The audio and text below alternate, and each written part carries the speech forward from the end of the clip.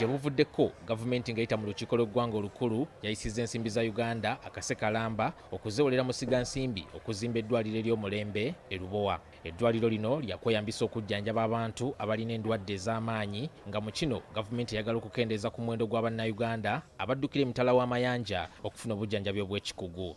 Olwaleero bannakyewa nga beegattira mu bibiina eby'enjawulo basinzidde ku maka g'ekitongole ky'obwannakyewa ekya Siatin e Bukoto ne bawera nga bwe bagenda okuwalawala gavumenti bagikube mu mbuga z'amateeka nga bagiranga okwonoona ensimbi z'omuwi w'omusolo. Ebintu ebisinga tubadde tubikola nga tulowooza nti nno okwogeragana kyokka kiyinza otuyamba era nga we twogerera enteekateeka zigenda mu maaso era tugenda kufayiringa omusango mu kooti. Bano balumiriza gavumenti obutagoberera mitendera mirambulukufu bwe yali eyisa ensimbi zino, ekintu kye boogeddeko ng'ekitali kya bwenkanya. Ensonga eno erina okwanjibwa mu Parliament mu kakiiko ako akakulira public private partnership naye tekasobola kubeera nga ketegereza ensonga eno. Ate ye James Ssempijja okuva mu Uganda Debt Network agambye nti gavumenti okusinga okuteeka essente nnyingi mu musigansimbi ono, essente zino wakiri yandibadde ezongera mu kutumbula omutindo gw'ebyobulamu naddala mu malwaliro agasookerwako n'okusingira ddala ago agali mu misoso gy'ebyalo. Ebyobulamu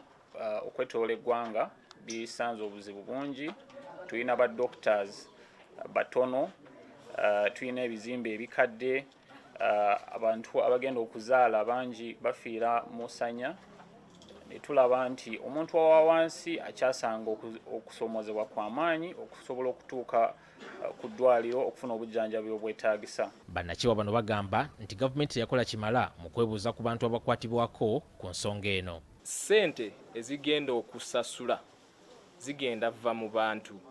Twandibadde tulowooza nti nno weewaawo bandibadde at least nga babeerako ne sort of caution nga bagezaako okulaba nti buli kintu bakyekaanya. Bino bijjidde mu kiseera nga bannayuganda bangi naddala bamufuna mpola basanga akaseera akazibu okufuna obujjanjabi obw'ekikugu olw'ebbula ly'ebikozesebwa mu malwaliro agasookerwako sako n'obutaba na nsimbi zimala.